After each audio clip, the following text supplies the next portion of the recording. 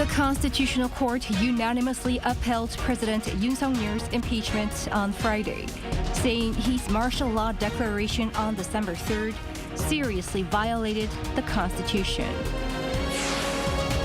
Eyes are now on what lies ahead for society, a snap election. The ruling party apologized following the verdict, while the opposition hailed it as a revolution. The international media was quick to deliver the news, calling the development a pivotal moment in Korea's democracy. It's April 4th, 8 p.m. in Seoul. This is Newscenter.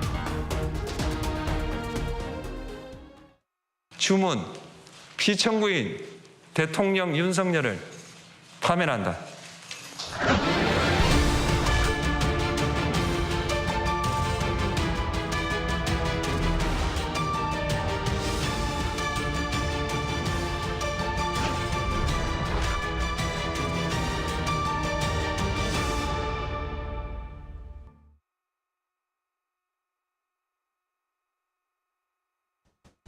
Thank you for joining us. I'm Yoon Jung-min.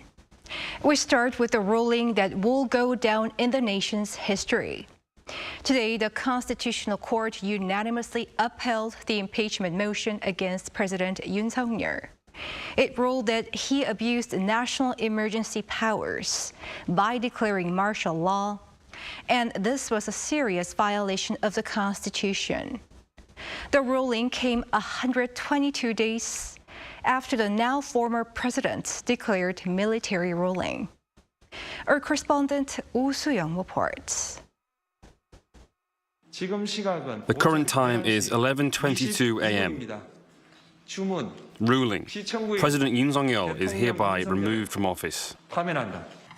4 months after President Yoon Suk Yeol's December 3rd martial law, the Constitutional Court on Friday issued a unanimous decision to oust the nation's leader, immediately stripping him of his presidency. All 8 members of the bench decided to uphold the National Assembly's motion to remove Yoon from power, declaring his martial law declaration a grave violation of the Constitution and democratic principles and a betrayal of public trust. Beginning at 11 a.m., Acting Chief Justice Moon Young-bae delivered the collective decision and reasoning, which showed the full bench upheld all 5 grounds for impeachment presented by the National Assembly on how Yoon's martial law disrupted the country's constitutional order. Yoon had made the unprecedented effort of defending himself in his impeachment trial alongside his lawyers. He argued that martial law had been his executive right under the Constitution, which allows the measure to be triggered in times of national emergency, with the need to maintain public order. Yoon has cited the opposition-led National Assembly's legislative abuse, budget cuts, and excessive impeachment motions against his administration as amounting to a state of national emergency. He also raised concerns of election fraud and concluded that he'd declared martial law as a warning or appeal to the nation. The court rejected Yoon's arguments as unacceptable and insufficient. By declaring martial law in violation of the Constitution and relevant laws, the respondent reenacted the historical abuse of emergency powers, throwing citizens into a state of shock and causing disruption across all areas of society, economy, politics, and diplomacy. The court found there to be no genuine emergency nor severe disruption of public order to justify Yoon's imposition of the controversial measure. While acknowledging intense political tensions and the opposition's impeachment motions, the court stressed that Yoon had the democratic tools to resolve political disputes without unconstitutional actions. Also, Yoon's martial law did not meet procedural requirements, as he did not sufficiently consult the cabinet, nor did he notify Parliament about his martial law proclamation. Second, the bench said Yoon deployed military and police forces illegally to obstruct the National Assembly, infringing on lawmakers' constitutional rights and undermining democratic governance. Third, Yoon's martial law proclamation banned political activities, violating citizens' basic rights. Also, the former president ordered unwarranted searches of the National Election Commission, breaching its independence. Lastly, Yoon infringed on judicial independence by attempting to locate former senior judges for potential arrest. The ruling comes 111 days after the court case began with the National Assembly's impeachment vote. 11 trial hearings and 60 witness testimonies were held. The deliberation took a record 38 days, 3 times longer than previous presidential impeachment cases. Yoon is now South Korea's second elected leader to be ousted by impeachment after former President Park Geun-hye was removed from office in 2017. A historic day of reckoning for South Korean democracy. The ruling emphasizes presidential accountability and the urgent need for bipartisan compromise in a deeply divided political climate. As this chapter closes, South Korea moves forward, testing and reinforcing the strength of its democratic foundations. Oh Soo-young, Arirang News. The political fate of the prosecutor general turned president has ended in disgrace, with the remainder of his term cut short. After the ruling, he sent out a brief message. Our political correspondent Kim Do-yeon with the details.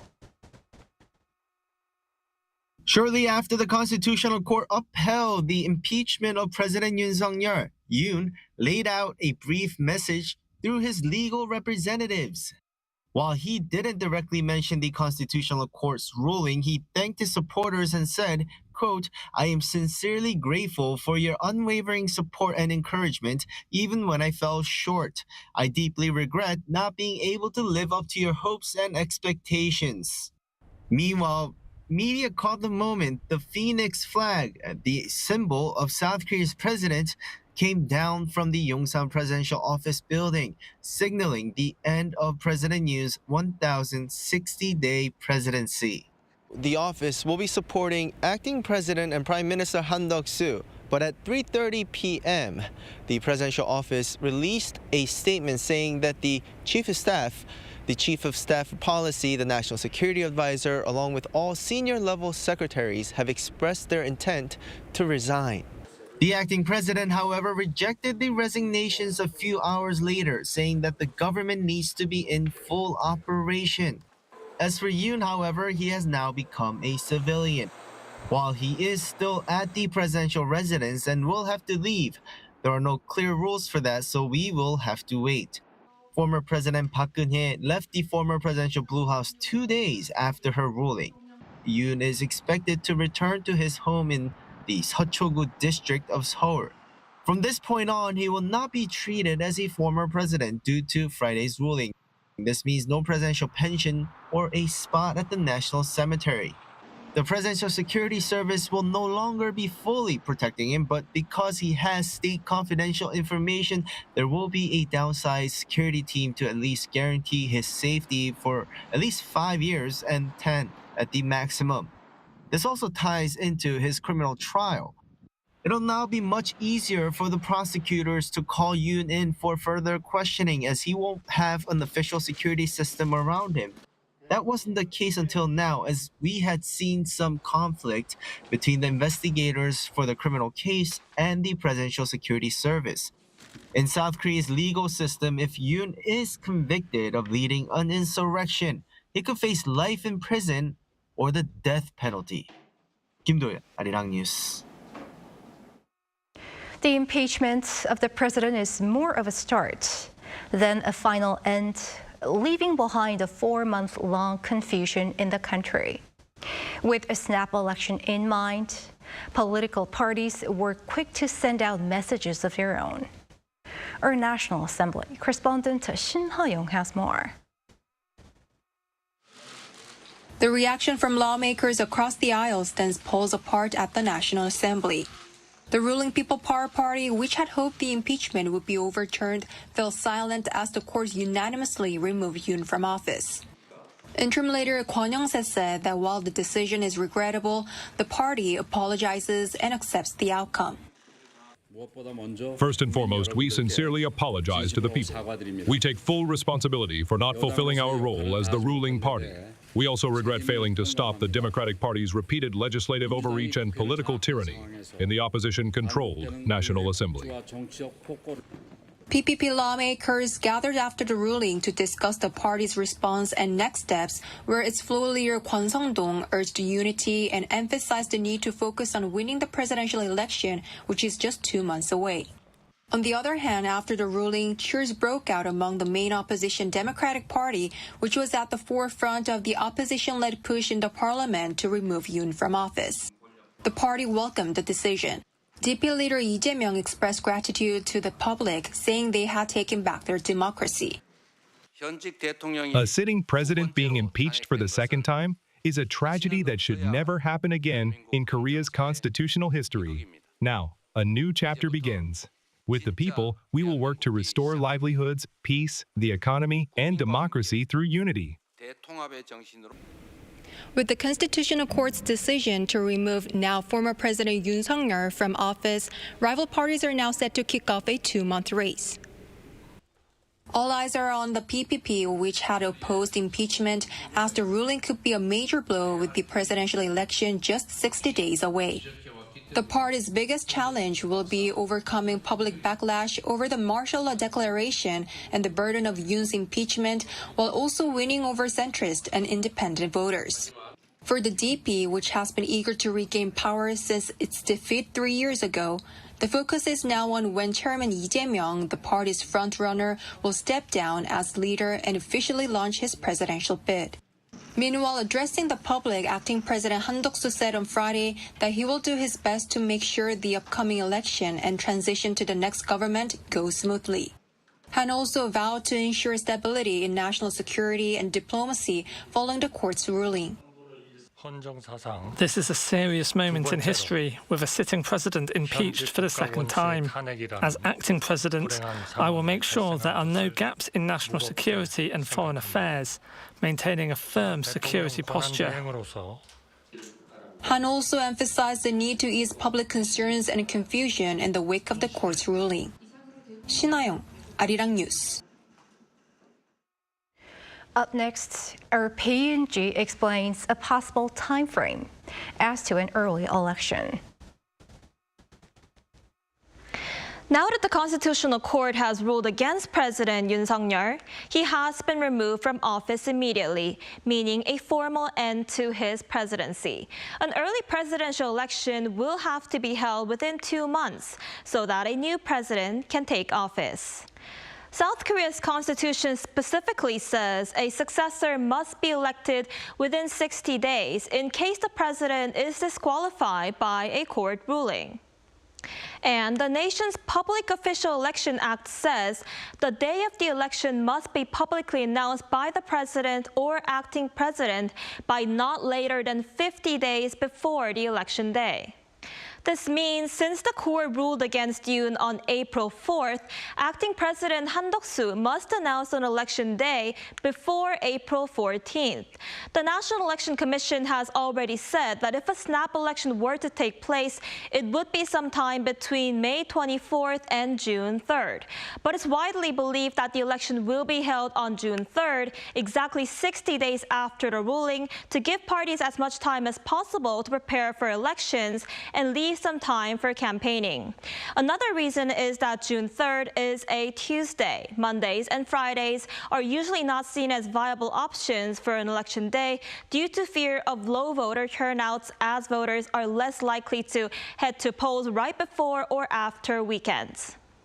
And this is not the first time South Korea is holding a snap election. 8 years ago, an early presidential election was held after former President Park Geun-hye was removed from office over a corruption scandal.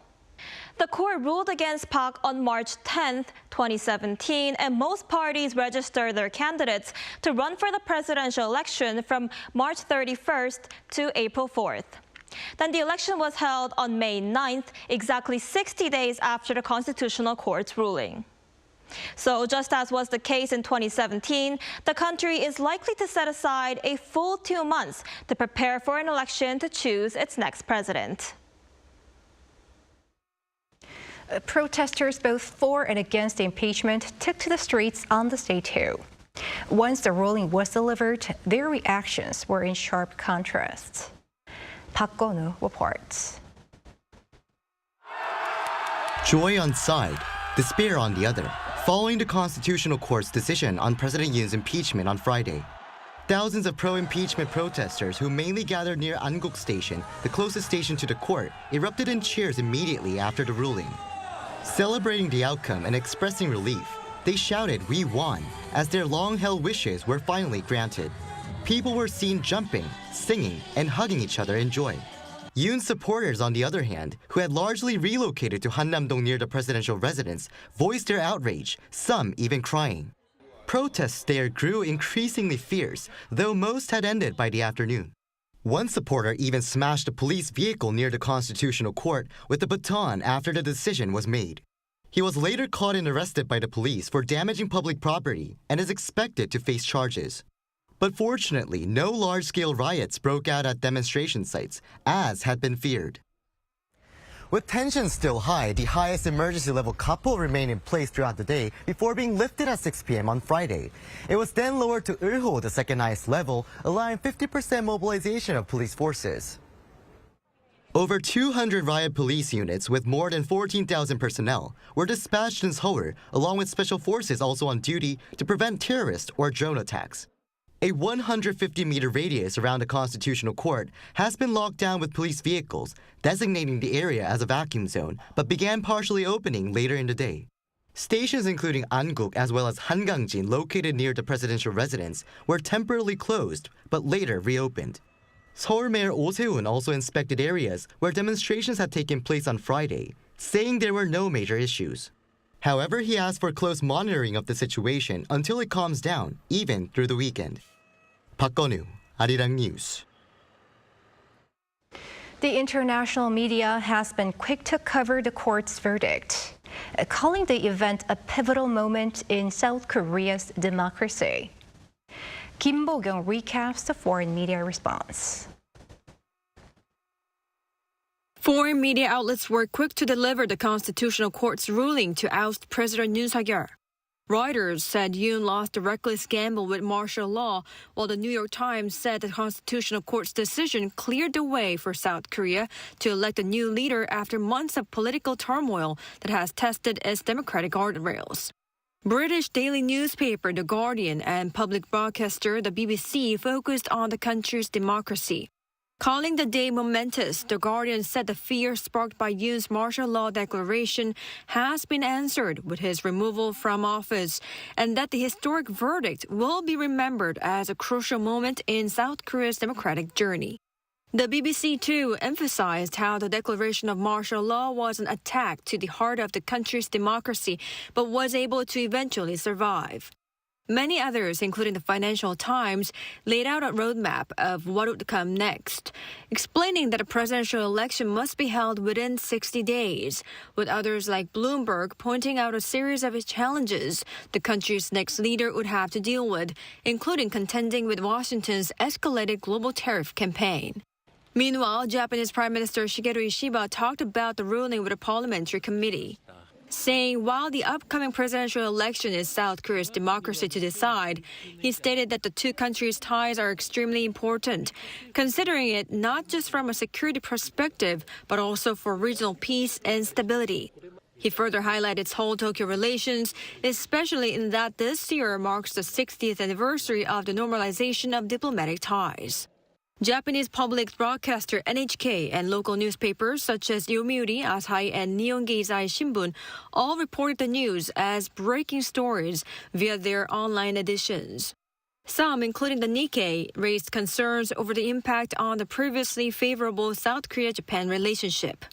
The Chinese public showed strong interest in the ruling as well, with keywords related to Yoon losing the presidency being among the top trending searches on Chinese portal sites and social media platforms, while state-run media outlet Xinhua swiftly issued a breaking news report almost simultaneously with the court's ruling. Kim Bo-kyung, Arirang News. The local currency strengthened against the greenback on Friday, driven by the dollar's weakness and eased political uncertainties. Moon Ji-young explains. The Korean won strengthened on Friday, trading against the US dollar at 1,434.1 Korean won at 3:30 p.m., down 32.91 from the previous day.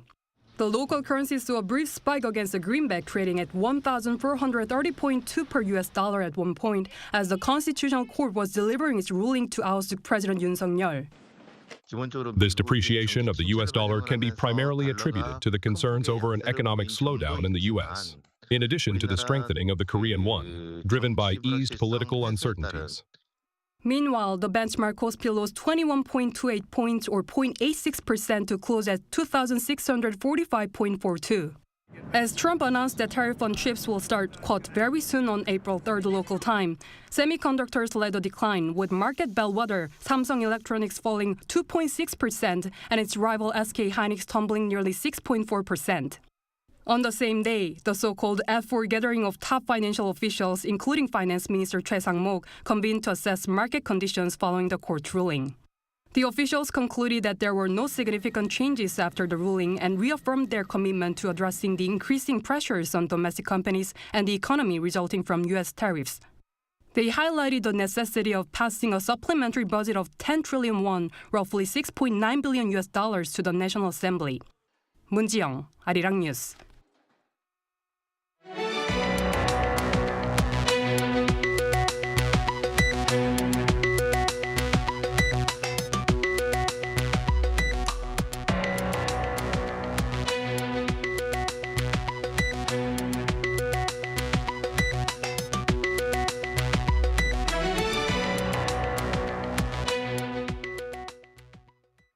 Confusion emerged over the Trump administration's new tariffs set for South Korea. But now the White House officially says the tax rate is set at 25%, not 26%, as previously notified. Meanwhile, Wall Street cites the worst drop since the pandemic 5 years ago, following the tariff announcement. Lee Soo-jin tells us more. The reciprocal tariff imposition on South Korea has been finalized at 25%. On Thursday local time, the annex to the executive order on the White House website was amended to 25% from 26%. The amendment was made without a clear explanation. This comes after a panel presented by U.S. President Donald Trump at a Rose Garden event the day before listed the reciprocal tariff on South Korea as 25%, while the annex of the executive order stated as 26%, causing confusion about the discrepancy. When the White House initially did not indicate any intention to make a correction, the South Korean government demanded one, arguing that under Trump's formula, Korea's tariff rate should be 25% and not 26%. And this 1% difference is significant as it amounts to roughly $1.3 billion. Meanwhile, the impact of the announcement of Trump's larger than expected tariffs was immediate in stock markets, with Wall Street on Thursday seeing its worst day since the COVID-19 pandemic in 2020. The S&P 500 plunged nearly 5% and the Dow Jones 4%, both suffering the biggest one-day drop since June 2020. And the tech-heavy Nasdaq dropped nearly 6%, the largest decline since March 2020. Trump, however, in response to a question about the severe impact of his tariffs, dismissed concerns. The markets are going to boom, the stock is going to boom, the country is going to boom, and the rest of the world wants to see, is there any way they can make a deal? But market analysts are less optimistic. It is nerve-wracking to watch markets go down by a couple of % in a day, but my career spans back to the 1987 crash. So this one still ranks up there as very concerning anytime markets are down with this amount of vehemence, if you will, especially on unexpected news. It's worrisome. Analysts say the sharp decline reflects investor concerns that U.S. companies reliant on global supply chains could soon be subject to retaliatory measures from trading partners. In the meantime, Trump says he's open to negotiations. Lee Soo-jin, Arirang News. And against the backdrop of heightened trade uncertainties, the foreign ministers of South Korea, the U.S., and Japan sat down in Brussels on the margins of a NATO meeting. Lee Seung-jae covers their agenda. The top envoys of Seoul, Washington, and Tokyo held talks in Brussels on Thursday, a day after U.S. President Donald Trump announced his reciprocal tariffs. The meeting between Foreign Minister Cho Tae-yeol, U.S. Secretary of State Marco Rubio, and Japanese Foreign Minister Takeshi Iwaya took place on the sidelines of a foreign ministerial meeting of members of NATO and its partner countries. According to Seoul's foreign ministry, Cho expressed deep concern over the U.S. reciprocal tariffs, asking the U.S. to consider the implications for the alliance as well as investments in the U.S. In response, Rubio reiterated President Trump's stance that the reciprocal tariffs have been introduced to readjust the trade imbalance. However, the U.S. Secretary of State stressed that it's now important to hold new negotiations based on the readjusted levies, raising the possibility that talks could take place between Seoul and Washington on adjusting the 25% tariff. Meanwhile, Foreign Minister Cho also called for cooperation among NATO member countries in dealing with the North Korea-Russia military alliance, which he says could lead to a security decoupling between the U.S. and its allies. He further called on member countries to prevent Pyongyang from believing it can secure advanced military technology that can directly threaten the global community. Lee Seung-jae, Arirang News. The Ministry of Unification welcomed Thursday's adoption of the North Korean human rights resolution at the United Nations Human Rights Council. The ministry on Friday expressed deep concern over ongoing human rights violations in North Korea. It called for action on issues such as the forced repatriation of defectors and the release of South Koreans detained in the north, including 3 missionaries. Seoul also raised concerns about forced labor and the inhumane conditions faced by North Korean troops sent to Russia.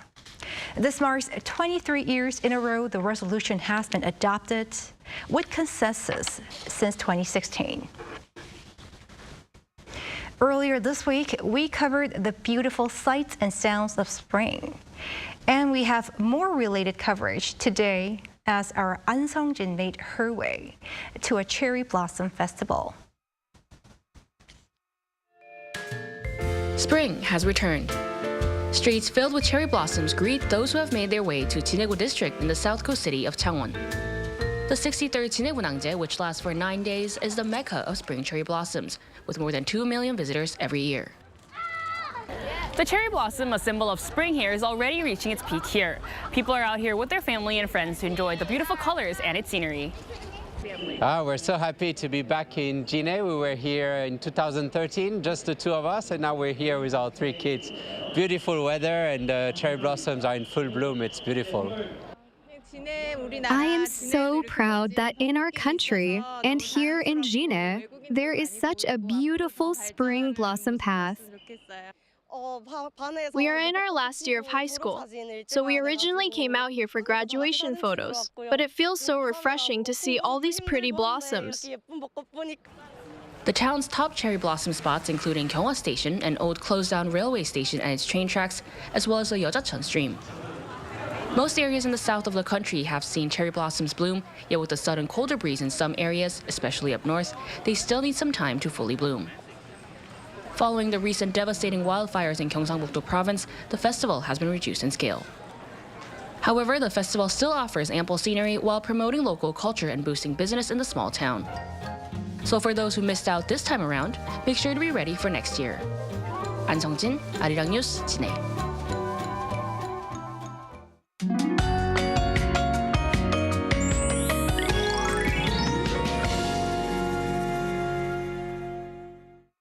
It is Cheongmyeong on the traditional calendar, which means the sky becomes clear. Clear skies appeared across the country all day with large daily temperature gaps. These gaps will be much smaller in Seoul, with 8 degrees Celsius in the morning and only 12 degrees during the day. In other areas, there will be temperature swings of around 10 degrees. Meanwhile, the atmosphere continues to be dry. Currently, a dry weather advisory is in place in Gyeongsangbuk-do province with strong winds. Please take extra precautions not to start wildfires. Tomorrow morning, Seoul and Gwangju will start off at 8 degrees, Busan at 9 degrees. Highs will move up to 16 degrees in Gwangju and Daegu, 17 degrees in Gyeongju and Jeju. There's rain forecast tomorrow all over the country. It will get chilly as rain falls. That's all for Korea. Here are the weather conditions around the world.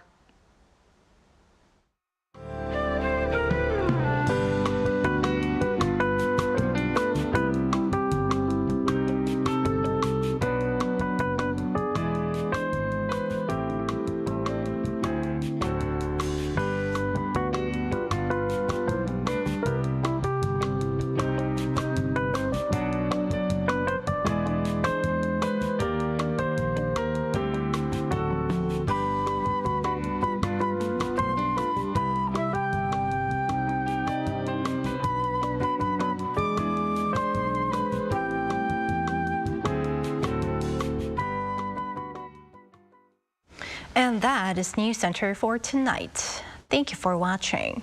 A panel session up next.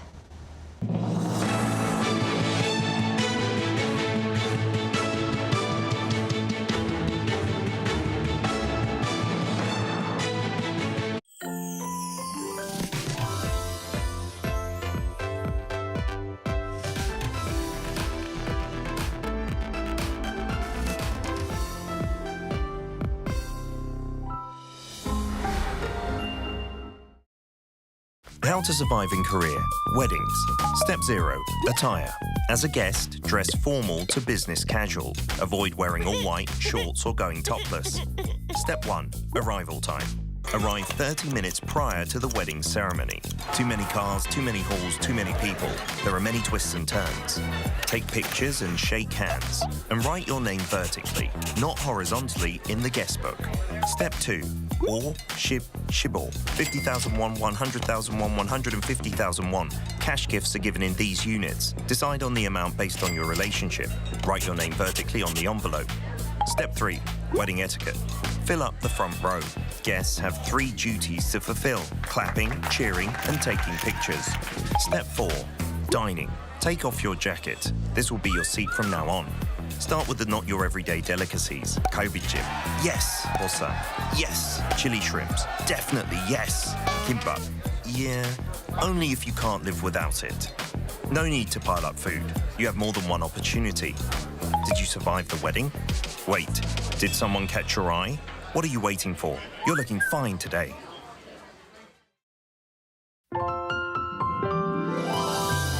Your gateway to Korea, Simply K-pop!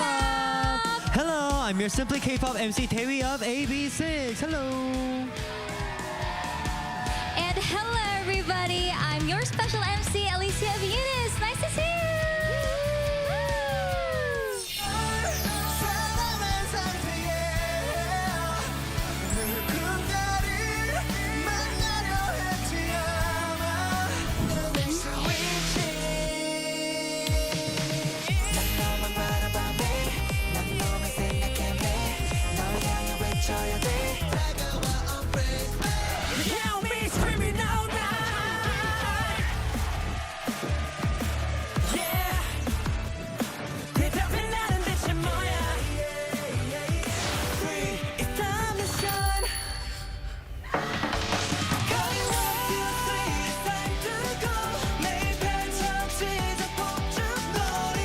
Then this week's Simply K-pop Gateway to Korea. Don't miss out!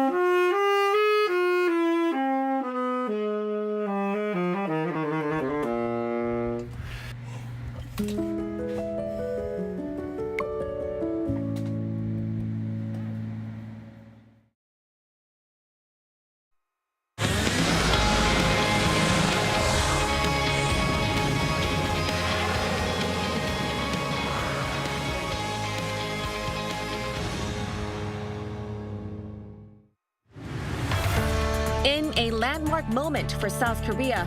The Constitutional Court has delivered a unanimous verdict. All 8 justices have upheld the impeachment of President Yoon Suk Yeol. With this ruling, Yoon becomes only the 2nd president in the nation's history to be removed from office.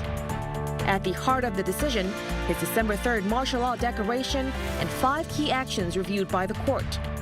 It found that he declared martial law without meeting the legal requirements, drafted a martial law decree, mobilized troops to the National Assembly, ordered an operation at the National Election Commission, and attempted to detain sitting lawmakers.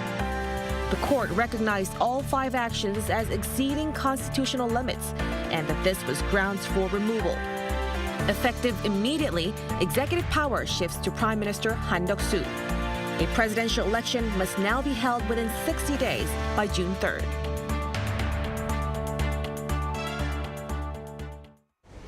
Welcome to Within the Frame, where we bring the most pressing issues across the globe into focus. I'm Kim Mo-gen. South Korea's Constitutional Court's unanimous ruling to remove President Yoon Suk Yeol from office has now set the country on a new constitutional path. With executive power transferred and a presidential election looming, the country faces a critical period of transition and reflection. To help us unpack the legal foundations of the court's decision and what it means for the presidency and the rule of law moving forward, we're pleased to welcome attorney An Jun-sung back in the studio with us. Good evening. Thank you for joining us. And we're also connect online to Lee Hyun, Dean and Professor of Law at Handong International Law School. Great to see you, Professor. It's a pleasure to be with you all. And also today we invite Bruce Klinger, Senior Research Fellow at the Heritage Foundation from Washington, D.C. Thank you for joining us. Well, thank you for having me. So let's begin our discussion right away. Attorney An, so the Constitutional Court ruled to uphold the impeachment case against President Yoon Suk Yeol. What do you think were the key constitutional principles or legal standards that has guided the court's ruling? Interesting, because recently I reviewed the Korean constitutional law, and something came across my mind: the separation of power, aka the check and balance. And as you know, the Korean government consists of 3 separate branches, the executive branch and legislative branch and the judiciary branch. And based on today's ruling, I think that court message is do not cross the line. And any actions or even attempts to cross the line is a serious constitutional violation, which justifies presidential removal. And as for the legal standard, I think that is important to mention what kind of legal standard KCC uses today.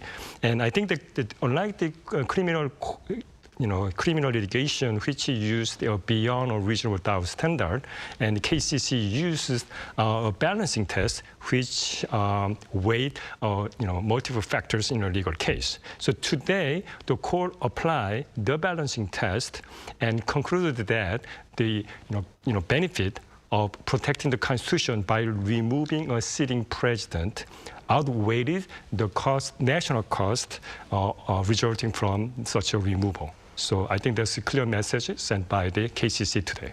Right. So the court really grounded its decision in constitutional boundaries on executive power, of course. Now to Professor Lee, could you elaborate for us what were the likely constitutional violations that the court has identified today? Right. So the court identified 5 areas where President Yoon violated the Constitution, and the first one being his decision itself to declare martial law. The court there identified basically a substantive problem as well as a procedural problem as well.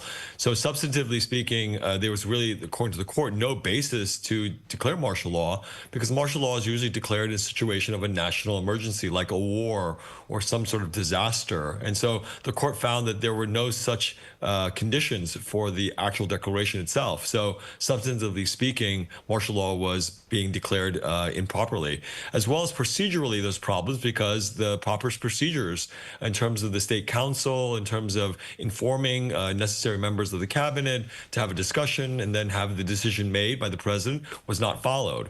And then we go to the next question about deployment of the military to the National Assembly, and that's really a claim of obstruction, which the court found to be the obstruction of the business of the National Assembly, that you can't send troops to the National Assembly to stop them from doing their constitutional duties. So that was a serious violation.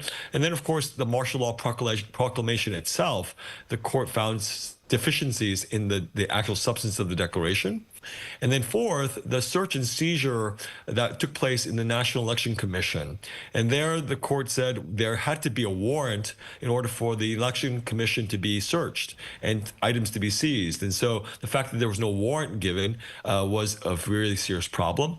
And lastly, the attempt to locate certain legal officers and the identification of maybe identifying judges, former judges that were sought to be arrested was incredible to the court's view that the executive branch could seek out officers to be arrested in the context of martial law. So in conclusion, essentially, as Professor An mentioned here, he went beyond the scope of his authority, and the court determined that all of these violations, these 5, resulted in a serious violation which justified removing him from the presidency.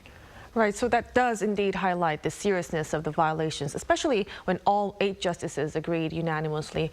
Let's also touch upon the reactions. Dr. Klinger, how is President Yoon's impeachment ruling being viewed in Washington, particularly among U.S. policymakers, intelligence circles, or even defense analysts? Well, the verdict announcement came in overnight here in Washington time, so we haven't seen an official U.S. government reaction. I think virtually all Korea watchers expected that the Constitutional Court would uphold the impeachment resolution, so there's not a great deal of surprise amongst Korea watchers. The U.S. government has been very careful to not give any indication that it was interfering in internal affairs of South Korea. So I think the next announcement will be very consistent with those that were issued before, acknowledging that South Korea's constitutional system prevailed, that it continued, and that the court's ruling is a continuation of that constitutional process. So there will also be a strong affirmation that regardless of who is elected in the special election, the overall relationship, and particularly the military alliance, will continue, that the U.S. has an ironclad commitment to the defense of South Korea and is a strong partner. Now, overshadowing that is the announcement yesterday of the tariffs, which certainly impacted South Korea along with every other nation, and also the continued uncertainty about what the Trump administration's policies toward the Indo-Pacific region will be. We haven't seen a lot of details about that yet, but in Washington, the main focus will be on the impact of the tariffs on Wall Street as well as overall business. Right, so we will have to see until South Korea elects its new leadership in the coming months. Now, what about in other countries, Dr. Klinger? How might regional actors like North Korea, China, or Japan interpret the ruling? Do you think it could shift perceptions of South Korean political stability or resolve? I think the announcement, and particularly the muted reaction by President Yoon and the ruling party, as well as the nonviolence that in the streets, will really affirm to other nations that the constitutional process is very strong in South Korea, and that there really is no way for other countries to take advantage of what has been several months of political turmoil. North Korea was largely muted in its comments, is sort of following an adage attributed to Napoleon of don't stop your opponent when he's making a mistake. So they could sort of revel in the political turmoil of South Korea, but certainly they weren't going to take a military advantage of it. So I think there'll be an acknowledgement, but there'll be predictable criticism by North Korea about South Korea, but really I don't think there is going to have a very large comment. Mm-hmm. Now let's face back into the next. What's going to happen next? Attorney An, what are the immediate constitutional and legal procedures that follow the court's decision now? Yes, pursuant to Article 68 of the Korean constitutional law, there will be a 6-day window to elect a new president. And as you know, the 6 days is pretty short, right? It's a very hectic schedule to follow. And in terms of the other litigation, well, criminal trial, for example, and although the insurrection charge is based on the same fact, and means that AKA the December 3rd, martial law declaration, we cannot prejudge the criminality at this moment, and means that we must wait and see how the case will, how it develops in the future, in the coming months, because that they apply the different, set of rules applied, also different standard of review applied. And so again, there's beyond a reasonable doubt means that the prosecutor have to prove it. The 99.9999 or more, or almost 100% to prove that former President Yoon Suk Yeol violated the criminal law. That's very heavy burden to prove. Right. So 60 days legally, we're entering a really tightly timed transition. Yes. And also politically, all eyes are now turned to June's election as well as Yoon's legal fate. So speaking of this, Dr. Klinger, South Korea will now have to hold a new presidential election within 60 days. We're kind of watching on June 3rd. How might this sudden leadership transition affect the ongoing U.S. ROK diplomatic or security coordination? Well, it will continue to postpone a summit meeting between President Trump and the South Korean leader. But below that level, there's been an ongoing government-to-government actions. The alliance managers, the diplomats, even at the Secretary of State level and Secretary of Defense level, have been continuing. So the relationship is quite strong. Now, because the ruling and opposition parties have very different views on foreign and security policies, that certainly will impact the eventual South Korean president's relationship with Trump. A PPP leader would be very much aligned with President Trump on strong actions against China, but would likely see strong differences on the approach to North Korea, whereas a DPK president would likely clash with President Trump on not wanting to be so strong on policy against China, but would welcome President Trump's desire for re-engaging with Kim Jong-un. So depending on who is elected, I think it will, overall the relationship will be strong, but there will be differences of view and perhaps strains in the relationship on various security and foreign policy issues. Right, so we still don't know still don't have an idea of who will be elected, but a close communication would definitely be critical in ties. Now, let's also go back to the past. Attorney An, now that the procedures of President Yoon's impeachment case has been finished, how do you think this ruling compares to previous impeachment decisions involving Presidents Roh Moo-hyun and Park Geun-hye in terms of legal reasoning or the scope of the presidential authority? Yes. Actually, I think that the court applied the same balancing test to Park Geun-hye and Yoon Suk Yeol impeachment cases, which means that the court tested whether the benefit of protecting the constitution by removing the sitting president is outweighs the national cost resulting from it. So, and the court found it so, and that's the things happening here. And also, I think that one of the messages is of separation of power or check and balance issues that court specifically mentioned that there is a separation balance, check and balance principle. And that means that three government branches are legally independent and separate, right? So separate, not only separate, but also is independent. I think that means that they supposed to be, they check each other to check from, and then they are separate from each other. So, and then to track the kind of a structural balance among the three branches. So it's kind of big picture is that the constitutional court focus on the, some separation of power issue and didn't really talk specific. Well, I think that the specific details on in what case the president can exercise kind of power is more important to see the big picture about the core focus on separation of power, the principle. I think that's the really key message. So speaking of check and balance, Professor Lee, as impeachment rulings are final and are not really subject to appeal. I wonder if there are discussions in the legal community about whether these high-impact decisions should involve any form of, post-decision review or any institutional check. What's your thoughts? Well, not particularly, given that this was basically a unanimous decision and there were no dissents. I mean, the thought of adding an extra layer of review on top of the Constitutional Court's decision, I think, is not being seriously considered. Because under the Constitution of Korea, this is Article 111, the Constitutional Court, the Constitution specifically authorizes and gives exclusive jurisdiction to impeachment to the Constitutional Court.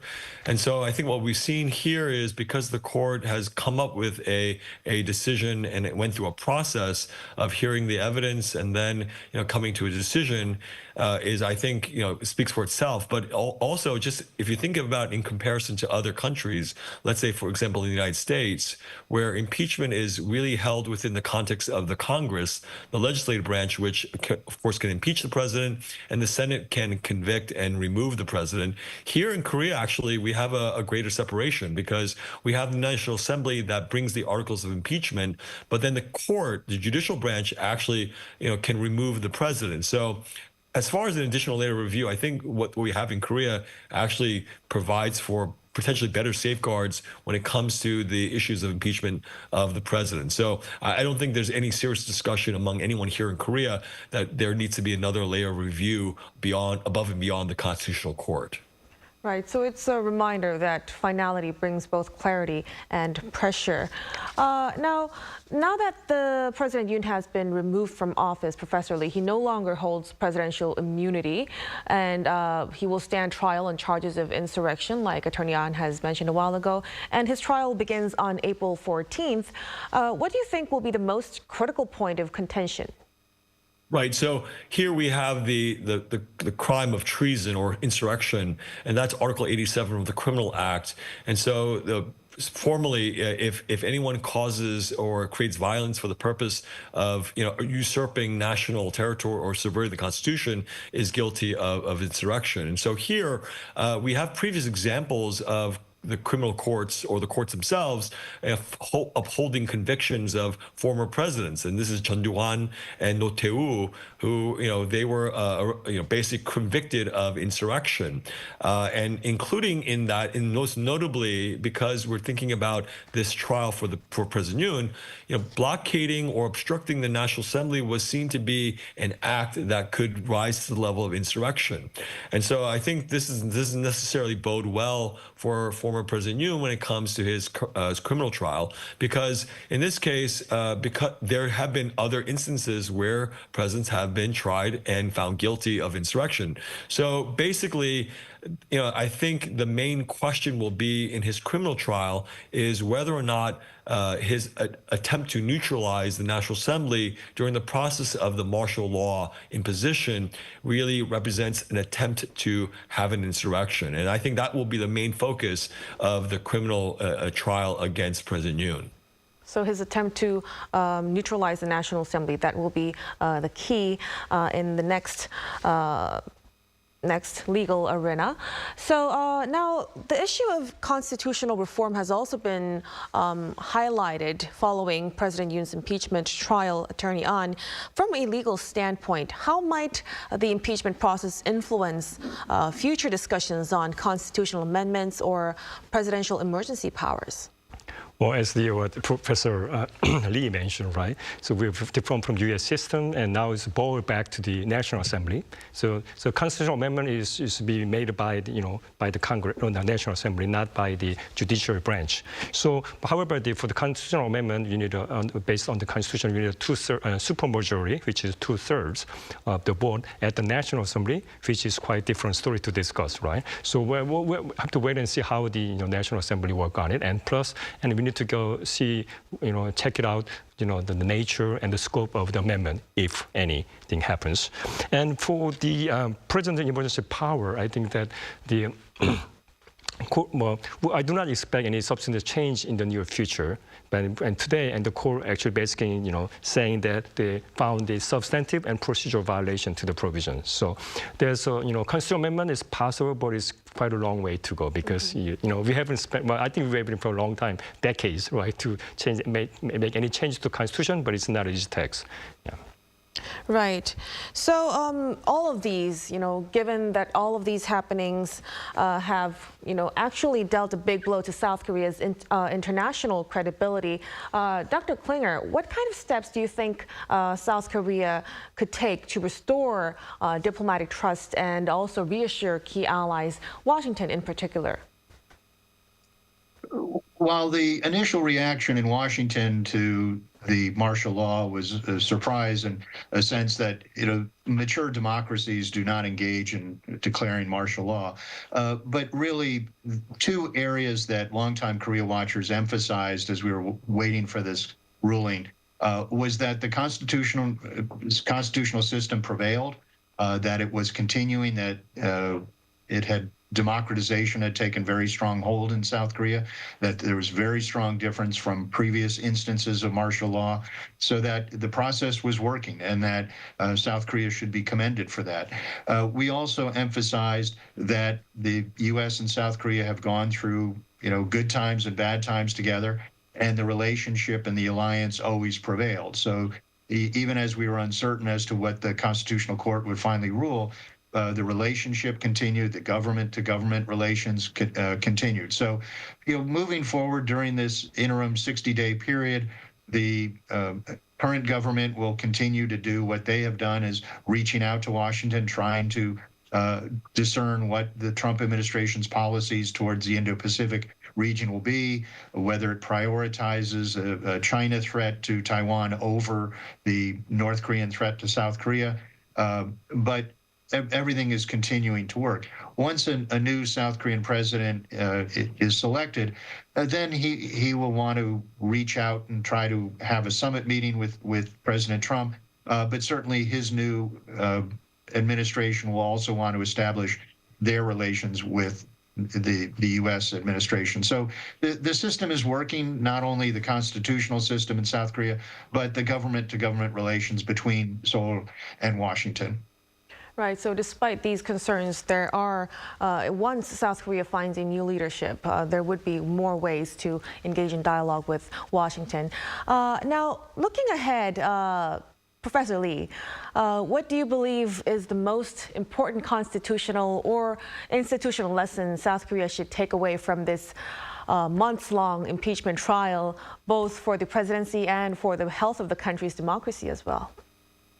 Well, I think clearly the biggest lesson to be learned, or at least what's been highlighted here, is the strength of the rule of law and obviously the checks and balances that are critical to a mature democracy. If you think about it, Korea's democracy by comparison to other countries is not very old. And so the fact that you can have a peaceful transition of power in such a way where a president is forced out, this is not through an election, but a legal process was used to remove a president, I think is quite astounding, given the fact that in other countries, this could certainly devolve into chaos and political instability when you have such a power vacuum that's created by this situation. But I think what we've seen is, in the streets anyway, civil disobedience has been at a very minimum, and no one expects this to create internal chaos that would lead to some sort of political instability and really a devolution in terms of Korea's system. So I think the great lesson to be learned here, and I think this is a testament to the strength of Korea's democracy, is that despite the crisis that was created in this situation, Korea was able to respond with stability, with respect for the rule of law and respect for the democratic institutions which have been established. So I think from that perspective, of course, Korea should be commended, and the Korean people should be commended for their actions during this whole crisis and the trial that took place. A defining moment for Korea, and also a reminder that democracy is measured not just by elections, but also by how power is held to account and also the voices of the public. Now, this brings us to a close. Many thanks to Attorney An. My pleasure. Professor Lee, and of course... Thanks for having me. And of course, Dr. Klinger, for sharing your valuable insights this evening. We truly appreciate all of your time and expertise. And that'll be all from us on Within the Frame. Be sure to tune in again next time as we continue to explore the stories that matter. Until then, stay informed and engaged.